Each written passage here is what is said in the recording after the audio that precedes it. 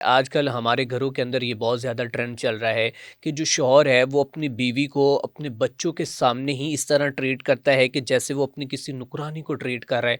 इधर आओ, तुमने अभी तक मेरे शूज़ क्यों नहीं रखे? तुम्हें नहीं पता कि मैंने ऑफिस जाना है यार? तुमने अभी तक मेरे कपड़े क्यों नहीं प्रेस किए? और बिल्कुल उसको जो है डरा धमका के रखता है। तो इसके हवाले से क्या कहेंगी आप? बेटे ये तो जो लड़के की माँ है, मैं तो उसको कसूरवार ठहराऊंगी। लड़के की माँ कोई कसूरवार ठहरा दे? बिल्कुल, इसलिए कि उसने हुँ, एक अपना बेटा उसको बताया ही नहीं सारी उम्र कि ठीक है। तुम दोनों इक्वल हो, मियाँ और बीवी इक्वल हो। उसके ज़हन में है कि एक नौकरानी आएगी, वो हुँ, मेरे हुँ, बूट पॉलिश करेगी, मेरे मोज़े रखेगी, मेरे जैसे ऑर्डरली नहीं होते वो हुँ, आर्मी हुँ, के बैटमैन जो होते हैं, हुँ, हुँ, वो सारा साहब की चीज़ें अरेंज हो रही हैं, मेरी चाबी लाओ, मेरा पर्स लाओ, मेरा हुँ, फलाँ लाओ, मेरा वॉलेट लाओ।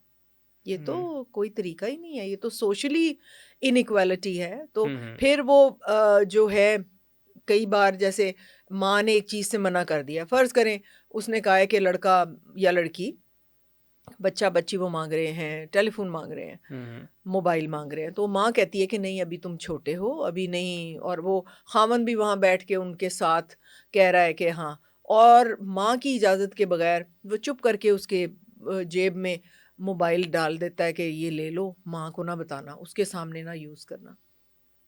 तो वो लड़का बच्चा तो कहेगा my father is very cool. हुँ। ये कूल नहीं है, और ये ये ब्रीच है। बिल्कुल, ये बिल्कुल। आपने उसको अंडरमाइन कर दिया माँ को उसकी नज़रों के सामने। वो क्या इज़्ज़त करेगा उसकी? उसको हुँ, पता है मेरा बाप कंट्रोलिंग सीट पे है, हुँ, हुँ, हुँ, वो तो माँ की इज़्ज़त ही नहीं करेगा, वो कहेगा आप क्या कह रही हैं? वो बाप से वो अपनी हर चीज़ जो है वो डिस्कस करेगा। फिर माँ अगर कुछ बता रही है, तो बाप को ज़रा खामोश थोड़ी देर रह ले। हुँ, हुँ, उसके बाद कमरे में जाके अपनी वाइफ़ से पूछ ले कि तुम ये जो बात कर रही थी, हमें ऐसे बात करनी चाहिए। उसके हुँ, सामने उसको नेगेट करके, हुँ, चुप करा के, और वो अपनी जो है उसको बच्चों को बताना शुरू हो जाए। वो बेचारी चुप चुप करके बैठ जाएगी कि मैं हुँ, अब क्या हुँ। कहूँ इसके ऊपर। बिल्कुल, बिल्कुल, बिल्कुल। फिर अगर वो सर्व किया हुआ है, उसके हाथ से कोई चीज़ गिर गई है, तो वो बैठा हुआ है ऐसे फ़िरौन बन के। वो है उसके पैरों से चाय साफ़ कर रही है, टूटी हुई चीज़ें उठा रही है। इज़ दैट द वे कि बीवी को ट्रीट करना है? वो बच्चे जो देख रहे हैं, स्लोली ग्रेजुअली वो माँ का जो स्टेटस है, वो उनके दिमाग में रजिस्टर हो रहा है हुँ, हुँ, कि इसकी इज़्ज़त ना भी करेंगे तो काम चल जाएगा। ठीक है। इसकी क्या इज़्ज़त है हमारे उसके अंदर? एंड देन लॉन्ग टर्म में क्या आ रहा है, जब बीवी को ऐसे ट्रीट करेंगे, तो वो बच्चा जो लड़का है, जो बेटा है, वो जब अपनी बीवी लेके आएगा, तो वो इसको नॉर्म समझेगा हुँ, हुँ, कि मैं भी अगर अपनी बीवी को ऐसे ट्रीट करूँगा, तो ये एक नॉर्मल बात है, मेरे बाप ने भी ऐसे ही किया। हुँ, वो बच्ची क्या सोचेगी कि इस शादी से तो मैं ना ही शादी करूँ। हुँ, आप बिल्कुल, यकीन करें, कल ही मैं अपनी एक नर्स से बात कर रही थी, ठीक इतनी है। वो प्यारी बच्ची है, इतनी हसीन है, और वो 28 ईयर्स के, शायद 30 ईयर्स की हो गई है। मैंने कहा तुम्हारी कोई मंगनी शंगनी? कहती है जी रिश्ते बहुत आते हैं, मैंने शादी नहीं करनी। मेरी 2 बहनें तलाक याफ्ता होके 3-3 बच्चे लेके घर बैठी हुई हैं। मेरी एक खाला अपने बच्चों को लेके उसी घर में रहती है। मेरे बाप ने मेरी माँ को मैलट्रीट किया है। मैं किस लिए शादी करूँ? मेरे पास ये बच्चे पालने के लिए काफ़ी है। मेरे पास 9 बच्चे हैं पालने के लिए।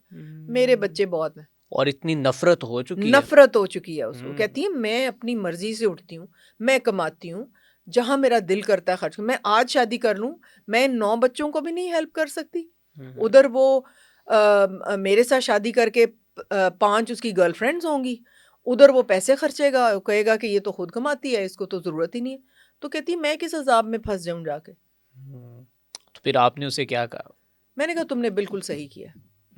तो अगर वो यू आर गुनाह की राइट। जानिब जाती है तो फिर उसके गुनाह ज़िम्मेदार का आप टाइम ही होंगी। नहीं है उसके पास। वो कहती है मैडम सारा दिन हुँ, बिजली नहीं आ रही, वो उन्होंने पीछे से कनेक्शन काट दिया। वो कमाती तो नहीं है वो सारी औरतें, वो जो 9 बच्चे पाल रही हैं उधर। इस हुँ, बेचारी की पे है, या वो एक और बहन नर्स है, वो कमाती है। हुँ, हुँ, बाप जो है वो शुगर से उसकी टांग कट गई हुई है, वो कहीं चौकीदार था, वो भी नहीं। माँ जो है वो दिल के आर्जे में है, शुगर उसको भी है। फिर वो जो दोनों बहनें हैं, एक बहन काम करती है, एक बहन सारा दिन वो 9 बच्चों को पालती है। हुँ, कैसे गाड़ी वो लेके चल रहे हैं? हुँ, उसको बॉयफ्रेंड्स बनाने का टाइम ही नहीं है, उसको सोचने का टाइम ही नहीं है। बिल्कुल ठीक है। फिर वो पानी कट गया, वो कहती है कि मैडम हम पानी पीने वाला और नहाने वाला, हम पता नहीं कितने गज़ पे जाके तो हम बाल्टियाँ भर के लाते हैं, और वो पानी नहीं आ रहा था। वहाँ पे हमने जो किराए पे मकान लिया हुआ है। ठीक है। अच्छा डॉक्टर साहब, बस सवाल ये है कि वो ख़वातीन जिनके शौहर जो हैं वो मतलब कि फ़ॉरेन कंट्रीज़ में रहती हैं और वो सालों बाद आते हैं, 6 साल बाद, 6 महीनों बाद या काफ़ी देर बाद आते हैं। तो वो ख़वातीन जो हैं वो अपने आप को, वो अपनी डिज़ायर किस तरह पूरी कर सकती हैं और वो किस तरह अपने आप को दीन के करीब रख सकती हैं, या वो गलत कदम से कैसे बच सकती हैं? क्योंकि अब बहुत सा ये तासुर दिया जाता है कि जिन ख़वातीन के शौहर जो हैं बाहर होते हैं तो वो गलत कदम उठाने पर मजबूर हो जाती हैं। नहीं, मजबूरी तो कोई भी नहीं होती हुँ, बेटे, अरसलान, मजबूरी कोई नहीं होती। हम हुँ, दीन से बहुत ज़्यादा दूर हो गए हैं और ये गंद हमारे मुल्क में इतना ज़्यादा है कि हुँ, आपकी बिल्कुल। सोच है। मैं आपको एक किस्सा सुनाती हूँ, मुझे याद आ गया। एक खातून जिसको, अच्छा ये शोर-शूर मचा के अपना घर भी अलहदा ले लेती हैं, अकेली रह रही होती हैं, बच्चे के साथ या अपनी अम्मा को साथ रख लेंगी। हुँ, हुँ, यहाँ पे जॉइंट फैमिली सिस्टम की प्रोटेक्शन बहुत ही ज़रूरी है। बहुत ही 2 ज़रूरी। तरीके हैं ना, जी, अगर जी। आप नहीं रहना चाहती अकेली, जो कि मैं नहीं एडवाइस करूँगी कि ख़ावंद बाहर काम कर रहा है और हुँ, वो ससुराल में अकेली रह रही है। ठीक अपने है। माँ-बाप की तरफ शिफ्ट हो जाए, जब इसका ख़ावंद आ जाए, तो फिर वो इधर और शिफ्ट हो जो जाए। अकेली रहना चाहती है उसमें कोई मसला है? उसमें मसला है ओके। इसलिए कि वो फिर अपने ओन पे है, ठीक है? हुँ, जो इर्द-गिर्द के मोहल्ले के लोग हैं उनको भी पता है अकेली रह रही है। कोई हुँ, भी असॉल्ट कर सकता है, कोई भी उसकी विलिंगनेस से उस घर में उसके पास आ सकता है। तो ये थोड़ा-सा मसला होता है। ये जो बाहर काम कर रहे होते हैं इतनी मेहनत से, उनको चाहिए कि अगर उसकी वाइफ़, उसके जवान भाई हैं उस घर में, देवर हैं, जेठ हैं, उसी घर में रह रहे हैं, तो अपनी अकेली वाइफ़ को वहाँ ना रखे, उसके माँ-बाप के पास छोड़ के जाए। देवरों के सामने अपनी वाइफ़ को कभी भी ना अकेला छोड़ें। नहीं, मतलब देखें हुँ, ना, बुराई पैदा हो सकती है ना। हाँ, बिल्कुल ऐसे ही। तो ठीक है, वो उनको भाई कंसिडर करती है या जो भी करती है, लेकिन आप किसी की नीयत को तो नहीं वो कर सकते। हुँ, हुँ, हरासमेंट हुई हुई बच्चियाँ हमारे पास आती हैं जब वो अकेली रह रही होती हैं ससुराल में, मियाँ बाहर गया हुआ है। आप उतनी देर के लिए जब आप नहीं हैं, तो आप उसको उसके पेरेंट्स के पास प्रोटेक्टेड एरिया में छोड़ के जाएँ। अकेला घर लेके तो मैं नहीं हुँ, रिकमेंड हुँ, करूँगी कि वो रखे। अब वो बच्ची जो थी, हमारे पास आई, उसके अंदर इतनी-इतनी बड़ी टहनियाँ यूट्रस में नीचे से डाली गई थीं। ठीक है? ओहो! और वो यूट्रस को फाड़ के उसने, दाई ने या एलएचवी ने या क्या, वो बच्चा अबॉर्ट करने की कोशिश की गई थी। ओके। ठीक है? अब हुआ ये कि वो ख़ावंद तो बाहर के मुल्क में था और ये हुँ, बच्ची के किसी के साथ ताल्लुक हो गए। ओके। अब हुआ ये कि देखें ना अल्लाह कैसे सज़ा देता है कि उसको मंथली रेगुलैरिटी मिस हो गई। अब वो बच्ची थी, वो डॉक्टर तो नहीं थी। हुँ, उसने हुँ, कहा कि भई मैं तो प्रेग्नेंट हो गई हूँ। मैंने तो ठीक। कोई प्रिकॉशन भी नहीं ली। तो उसने बगैर अल्ट्रासाउंड कराए, बगैर कुछ किए, जाके दाई को कहा कि मुझे तो ये प्रॉब्लम हो गई है, तो अबॉर्शन कर मेरा दें। अबॉर्शन कर दो। हुँ, अब असल में वो प्रेग्नेंट नहीं थी, ओके, उसकी ओवेरियन सिस्ट थी, जिसकी वजह से पीरियड जो थे उसके मिस हो गए। मिस हो गए, ठीक ठीक है? है। सिस्ट जब होती है तो हार्मोन गड़बड़ हो जाते हैं और वो बिल्कुल, टेस्ट उसने कुछ भी नहीं करवाया, अल्ट्रासाउंड कुछ नहीं नहीं करवा कराया, उसके और पीरियड मिस हुए, वो इतनी घबराई हुई थी हुँ, कि हुँ, उसने कहा कि ये तो काम ख़राब हो गया। हुँ, वो हुँ, बस सीधी उसके पास गई वो, दाई ने कहा कि मैं अभी वो टहनियाँ-शहनियाँ रख देती हूँ, तो वो तुम अबॉर्ट कर जाओगी। ओ अब दाई का प्रॉब्लम ये है कि उसने बच्चे वाला यूट्रस देखा होता है। अब हुँ, नॉर्मली यूट्रस इतना सा होता है, हुँ, हुँ, ठीक है? हुँ, बिल्कुल, और प्रेग्नेंट यूट्रस इतना बड़ा होता बड़ा है, तो होता है, दाई सोचती है कि ज़्यादा से ज़्यादा वो छोटा होके इतना तो हो जाता होगा। हुँ, हुँ, हुँ, अब उसने वो छोटे यूट्रस में, नॉन प्रेग्नेंट यूट्रस में पूरी ताकत से वो अंदर स्टिक्स घुसाई। वो ना सिर्फ यूट्रस को फाड़ के पेट में गई, बल्कि वो अंतड़ी के साथ भी जुड़ गई। ओहो ठीक हो है? हो! अब वो सीरियस कंडीशन में वो पेशेंट हमारे पास आई और मैं उस वक़्त कंसल्टेंट, मैं असिस्टेंट प्रोफ़ेसर थी वहाँ पे। तो सुबह-सुबह वो लेके आए उसको बहुत बुरे हालों में। पेट में भी पानी पड़ा हुआ और सब कुछ। तो वो स्पेशली मैंने फिर उसको खोला। वो जब मैंने उसको ओपन किया, नीचे से तो हमें वो स्टिक्स फ़ील हो रही थी। तो हुँ, ऊपर से जब मैंने ओपन किया तो वो स्टिक्स यूट्रस में से गुज़र के और वो इंटेस्टाइन के साथ लगी हुई थी। इंटेस्टाइन अभी फटी नहीं थी, सिर्फ़ गैंग्रेनस हुई थी वहाँ पे वो। हुँ, हुँ, तो वहाँ से यकीन करें वो इतनी इम्पैक्टेड थी कि एक ने नीचे से स्टिक्स को पकड़ के खींच रही थी। ऊपर से मैंने यूट्रस को सपोर्ट किया हुआ था कि ये खींच के नीचे से स्टिक्स निकाल दे। वो पूरी ताकत के साथ मैंने उसको ऊपर से सपोर्ट किया और नीचे से मेरी जूनियर ने वो स्टिक्स खींची तो उसकी स्टिक्स निकली फिर। और इस तरह के हज़ारों केसेस हमारे पास आते हैं। तो हम्म, ये दीन से बेराह रवी इतनी ज़्यादा हो गई है कि आपकी सोच से भी आगे है। बिल्कुल है। अब वो मार्केट में दवाइयाँ मिलती हैं, वो गूगल सर्च कर लेती हैं कि अगर अर्ली प्रेगनेंसी ज़ाया करनी हो, तो आपको क्या पता उसका नंबर कितना है? हम्म, आपको पता है हर मिनट एक औरत पाकिस्तान में प्रेगनेंसी और उसकी रिलेटेड कॉम्प्लिकेशन से मरती है। हर मिनट में। हर मिनट में, हम जितने मिनट यहाँ बैठे हैं, हम्म, सिर्फ डिलीवरी नहीं, ये अबॉर्शन रिलेटेड भी अगर इसमें शामिल कर दें, तो ये मरती हैं। फिर हमारे पास आके मरती हैं टर्शरी हॉस्पिटल में, और हमें पता है कि कितनी आके फिर उनकी डेथ होती है वहाँ पे। हम्म। अंतड़ियों में घुसाई होती हैं चीज़ें, वो अंतड़ियाँ रिकवर ही नहीं हो पाती फिर। तो डॉक्टर साहिबा, क्या वो फिर खातून इनफर्टिलिटी का भी शिकार होगी? इनफर्टिलिटी का शिकार, फिर बच्चा तो हो नहीं सकता। तो देखिए ना, बात तो एक दिन हाँ, वाज़िया हो जाती है। हाँ, आपको पता है, वो कहते हैं ना कि जब वो ढोल बजते हैं तो उसकी आवाज़ तो हाँ। आती है। और तो फिर जब मैंने उसको ओपन किया तो इतनी बड़ी ओवेरियन सिस्ट, और मुझे फिर पूरी कहानी समझ में आई कि ये तो प्रेगनेंसी थी ही नहीं, ये तो खामखा ये अबॉर्ट कराने गई, किसी को हम्म, दिखा ही लेती। अल्ट्रासाउंड की शायद उसके पास पैसे भी नहीं होंगे, या क्या होगा, मे वल्लाह भी, आलम हाँ, क्या। बिल्कुल बिल्कुल बिल्कुल ऐसे ही है। लेकिन वो इतनी घबरा गई कि वो हम्म, वो दाई के पास गई, उसने कहा जी कोई मसला ही नहीं, मैं अभी रख देती हूँ, तो आपका हम्म। बच्चा तो ज़ाया हो जाएगा। तो अच्छा, बच्चा तो था ही नहीं मैम, उसमें। ये डिज़ायर होती हैं, फ़िज़िकल नीड होती हैं, तो ख़वातीन अगर उनके शौहर बाहर हैं तो वो किस तरह अपने आप को वो जो है कंट्रोल करें? और उन शौहरों को क्या कहना चाहेंगी कि 4-4 साल तक वो अपनी बीवियों से ही नहीं मिल रहे हैं, वो पैसे के पीछे इतने चले गए हैं कि वो कहते हैं कि चलो जी 4 साल बाद जाना, 1 महीना रह के मैंने वापस पैसे आ। के पीछे नहीं चले गए बेटे, हुँ, वो तो इतनी मेहनत कर रहे हैं बेचारे। मुझे तो उनसे पूरी हमदर्दी है कि वो अपनी सेक्सुअल डिज़ायर्स को वहाँ कैसे कंट्रोल में रखते हैं। आप हुँ, देखें ना, मर्द की हुँ, तो ज़्यादा, बिल्कुल। वो बेचारे वहाँ मेहनत करते हैं, हुँ, कमा-कमा के माँ-बाप को भेजते हैं, उसके बीवी-बच्चों को भी नहीं वो देते। हुँ, वो खुद कि नहीं पुत्र तू नहीं आना, तू कमा ओथे। हुँ, उस उनकी बला से वो बीवी से मिल रहा है, नहीं मिल रहा, औरत की सेक्सुअल डिज़ायर्स क्या हैं, या उन दोनों की इंटिमेसी का कितना है, वो उनके पेरेंट्स को कोई परवाह नहीं है। उन्होंने अपनी 3 बेटियों की शादी करनी है बेटे की कमाई पे। हुँ, तो ये तो अजीबो-गरीब हालात हैं। भई तुम शादी मत करो उसकी। जब तुम्हारी 3 बेटियों की शादी हो जाए, हुँ, हुँ, यानी उस बच्चे की बहनों की शादी हो जाए, तब तुम शादी करके लाओ किसी को।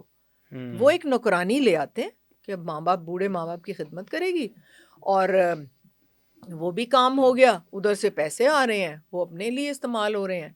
ये तो अजीब ही सिस्टम है हमारे मुल्क में। वो हुँ, बेचारे बच्चे इतना सफ़र करते हैं, वो जो बाहर के मुल्क में कमाने गए होते हैं। हुँ, हुँ, फिर बच्चियाँ भी दीन से दूर हैं अब, हुँ, हुँ, और उनमें से कितनियों के एक्स्ट्रा मैरिटल रिलेशन हैं, आपको क्या पता है? कि बिल्कुल वो ऐसे। सब्ज़ी लेने के बहाने कहाँ जाती है। हुँ।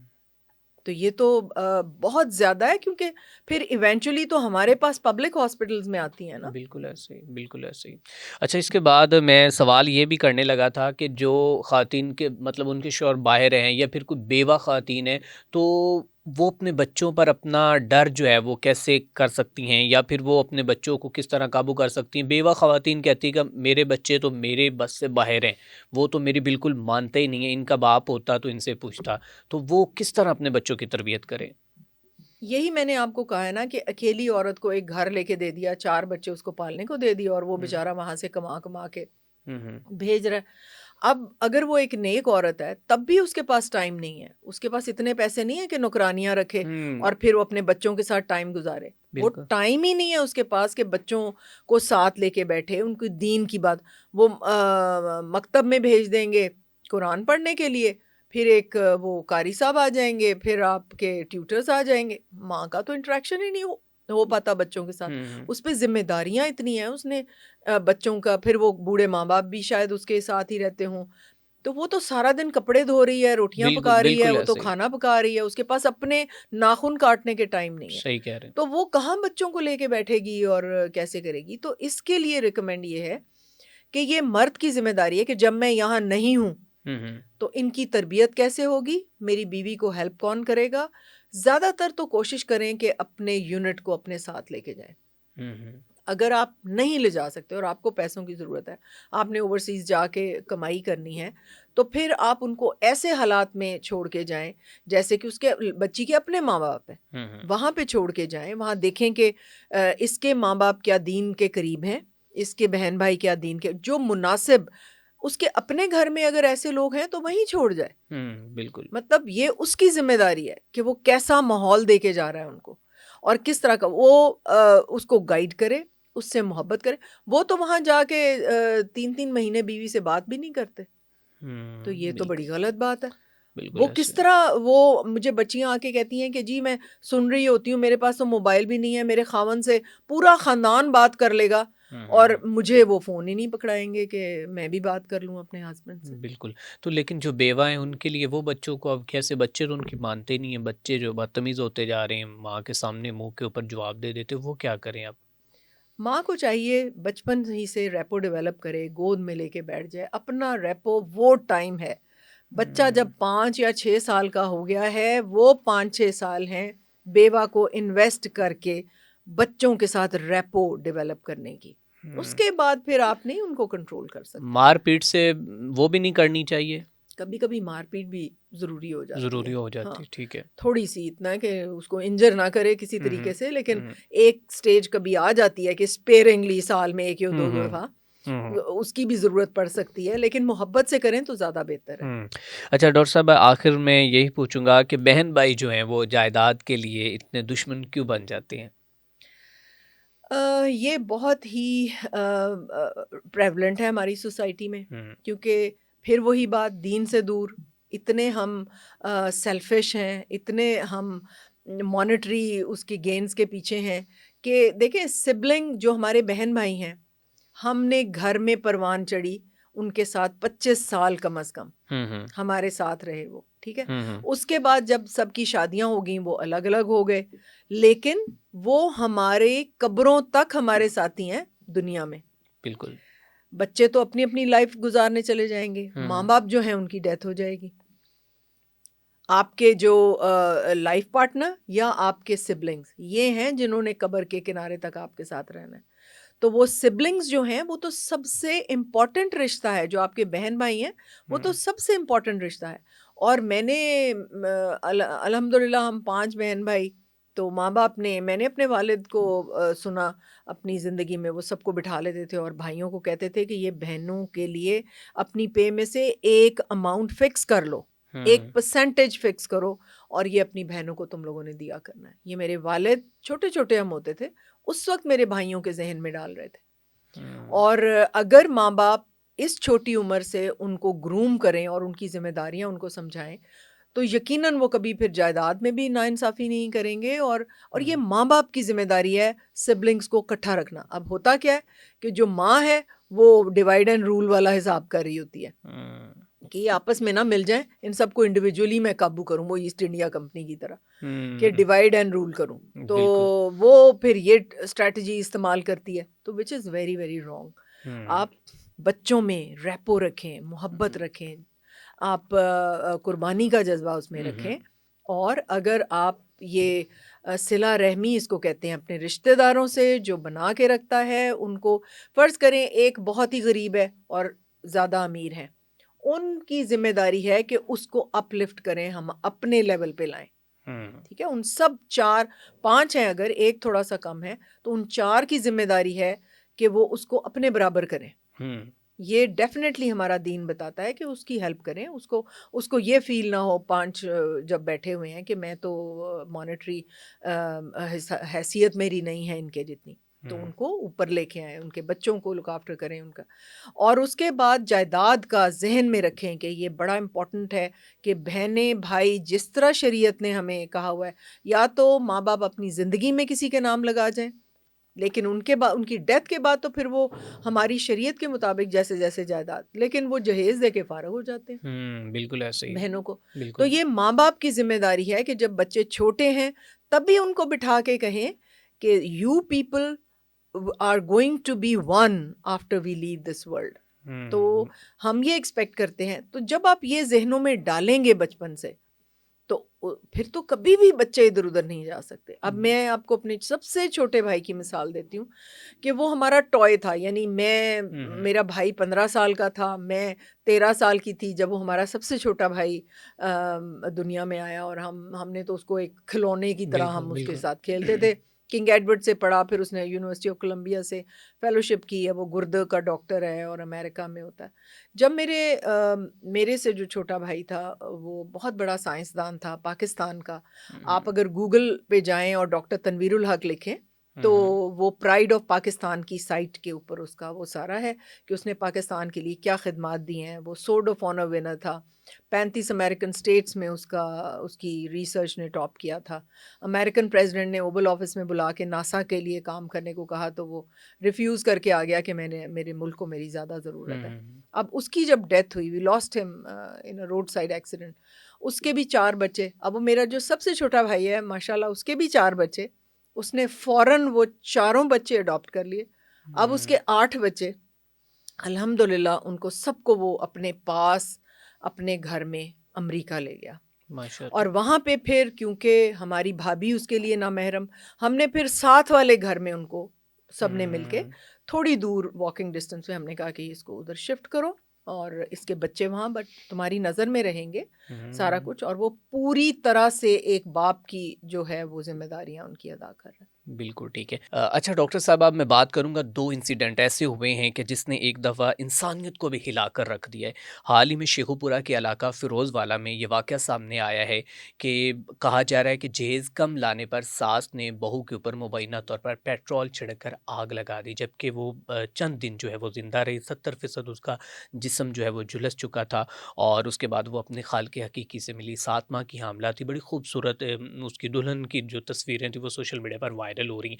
अब इसके अंदर जो डीपली स्टोरी है वो कुछ यूँ भी है कि जब मैंने वहाँ के कॉरेस्पॉन्डेंट से कॉन्टैक्ट किया तो वो कहता है मैंने पुलिस से बात की है, रेस्क्यू से की है।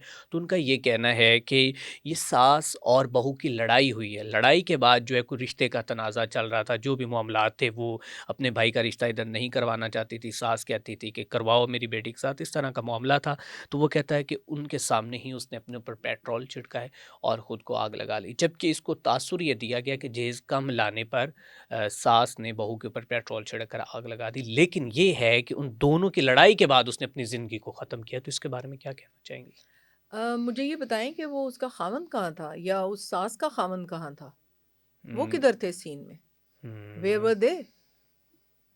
ये इतनी ओवरपावरिंग सास, इसको वो खामन कंट्रोल ही नहीं कर सका। इतनी खूंखार सास जिसने मतलब अब उसको सवाल ये या मैं तो आग बिल्कुल लगाई या उसको इस नहज में पहुंचा नहज दिया बिल्कुल मैं यही कि कहना वो अपने आप को आग लगाना एक बहुत बड़ा फेल है। बहुत बड़ा मतलब बिल्कुल। It requires a lot of फिर ब्रेवरी इनसाइड पेट्रोल यू। छिड़क कर हाँ, अपने ऊपर। पेट्रोल छिड़क के अपने ऊपर आग लगा लेना एक बहुत बड़ा मुश्किल काम है। अगर वो किस स्टेट ऑफ मेंटल स्टेट में होगी कि उसने अपने आप को इसमें दो पैगाम आते हैं। एक पैगाम ये है कि माँ बाप लड़की के जाके ज़रूर चेक किया करें अगले दिन या कुछ अरसा कि हमारी बेटी के साथ क्या सलूक हो रहा है। ये माँ हुँ, बाप सो जाते हैं बच्ची को दूसरे घर में भेज हुँ, के। हुँ, उनकी जिम्मेदारी है कि चेक तो करें कि हो क्या रहा है। दूसरा, मैं बच्चियों से कहूँगी कि अपनी जान ज़ाया क्यों कर रही, अपने माँ-बाप को दुखी करके तुम जा रही हो? हुँ, इस आग जलाने का किसको फ़ायदा होगा? तुम्हारी सास को, तुम्हारे माँ-बाप तो मर जाएँगे उस दिन। हुँ, तुम जिनको तकलीफ़ पहुँचाना चाहती हो अपनी मौत से, वो तो खुश हो रहे हैं। हुँ, हुँ, तो हुँ, तुम किसको तकलीफ़ पहुँचा के जा रही हो? तुम तो तकलीफ़ अपने माँ-बाप को, अपने बहन-भाइयों को, हुँ, हुँ। जिन्होंने पाल-पोस के तुम्हें बड़ा किया। बिल्कुल तो ऐसा। ये अक्ल के नाखून लें।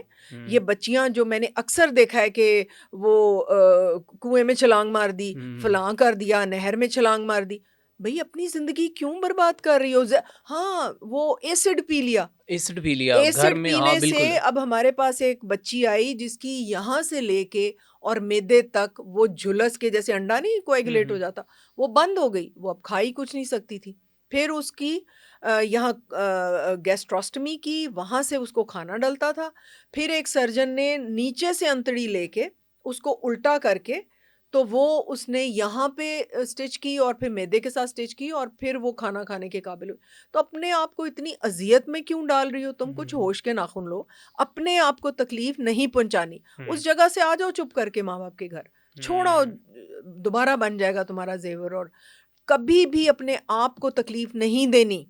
अपने बिल्कुल, माँ-बाप को तकलीफ़ नहीं देनी। बिल्कुल। छोड़ के आ जाओ बस। फिर हम्म। ज़िंदगी तुम्हारे आगे फिर खुल जाएगी। अब यहाँ पर मैडम एक चीज़ आपको नोट करवाता चला जाऊँ, उसकी माँ ने पहले यहाँ तक कि उसके वालिदैन की जानिब से कुछ बयान भी नहीं दिए जा रहे थे। जब लड़की मर गई है, उसके बाद वालिदैन ने ये ढंढोरा पीटा है कि हमारी बेटी मर गई है। उससे पहले उनका ये था कोई नेगोशिएशन कर लेंगे और मामलात जो हैं वो तह पा जाएँगे। लेकिन जब वो इस दुनिया से चली गई और वो बताती है कि मैंने तलाक लेकर कहीं से इसके साथ शख्स के साथ शादी की, तलाक वहाँ से दिलवाई और अभी इसकी कोई 3 साल की बेटी और अभी 7 माह की वो हामिला भी थी। और उसके बाद ये वाक़या सामने आया, लड़ाई बहू के जो है वो सास की बहू के साथ हुई है। तो अब इसमें आप कसूरवार किसको ठहराएँगी? फिर इस लड़की को? केस में तो लड़की भी इक्वली कसूरवार है। हुँ, वो तो दीन से दूर ही लग रही है। मुझे तो इस फैक्ट का अब पता चला है कि वो हुँ। किसी और शख्स से तलाक लेके इसकी ये मोहब्बत माँ में का कहना था, इतनी मैंने गिरफ्तार बात होके। सुनी। अब अल्लाह बेहतर जानता है वो इसके रिलेटिव्स थे, क्या थे, कैसे थे। वो मैंने उसका एक क्लिप सुना, वो कहती कि मैंने तो वहाँ से बेटी को वापस दिलवा के यहाँ पे शादी करवाई कि मेरी बेटी यहाँ पे सुखी रहेगी, उसको सुख मिलेगा, वहाँ पे सुख नहीं, लेकिन यहाँ पे तो ज़िंदगी चलेगी। हाँ, बस देख लें कि किस तरह की तरबियत है मर्दों की। इस सीन में ना उस सास का ख़ावंद कहीं नज़र आ रहा है और ना इस बच्ची का ख़ावंद नज़र आया कि वो किधर है? जो हुँ, लेके आए हैं, जो उसके वली हैं, जो उसके प्रोटेक्टर हैं, वो किधर हैं? तो बिल्कुल। ये तो सामने आए ना कि उनका क्या रोल था इसके हुँ, अंदर। हुँ, हुँ। तो ये हमारे बर्न वार्ड में आप आके देखें कि इतनी औरतें जल के जलाई जाती हैं घरों में, इतनी के ऊपर एसिड डलता है, उनको टेरेबल किस्म की तकलीफ पहुंचाई जाती है। आपकी सोच है।